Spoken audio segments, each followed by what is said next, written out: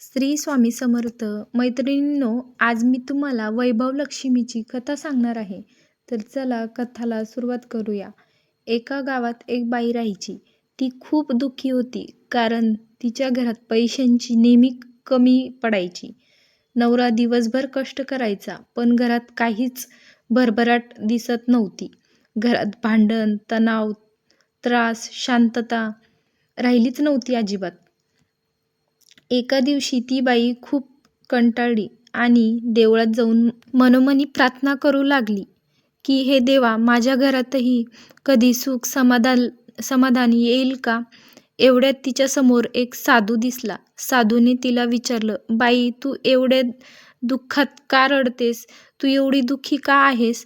ती बाई म्हणाली, स्वामीजी, माझ्या घरात काहीच सुख नाही. मेहनत करतो पण पैसा टिकत नाही. कृपादृष्टी होईल अशी काही मदत करा. तेव्हा साधू म्हणाले, बाई, तू मार्गशीर्ष महिन्यातील शुक्रवारचा उपवास कर. वैभव लक्ष्मीचा उपवास कर. श्रद्धा ठेव, लक्ष्मी माता तुझ्या घरात नक्कीच स्थिर होईल. त्या बाईने साधूच्या सांगण्याप्रमाणे पुढच्या शुक्रवार आला तेव्हापासून उपवास सुरू केला. सकाळी घर स्वच्छ करून तिने कलश ठेवला, नारळ ठेवलं, दिवा लावला आणि मनापासून प्रार्थना केली. दिवसभर तिने राग केला नाही, कुणाशीही भांडण केलं नाही. ती शांत राहिली. संध्याकाळी तिने मातेची पूजा केली, श्रद्धेने उपवास सोडला. अशा प्रकारे ती सातत्याने शुक्रवारचा उपवास करत राहिली. काही दिवसात तिच्या घरात बदल दिसू लागला. नवऱ्याने कामं वाढवली, पैशांची आवक वाढली, घरात शांतता आली, नेहमी हसणं खेळणं सुरू झालं.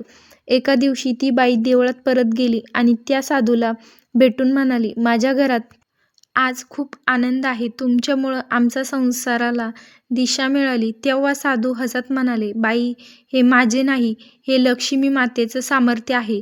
जिथे श्रद्धा, स्वच्छता, सात्विकता आणि चांगला विचार असतो, तिथे वैभव लक्ष्मी नक्कीच प्राप्त होते. अशी ही वैभव लक्ष्मीची कथा सांगते की श्रद्धा, स्वच्छता, मन आणि सात्विकता ठेवली तर लक्ष्मी माता घरात नक्की स्थिर राहते.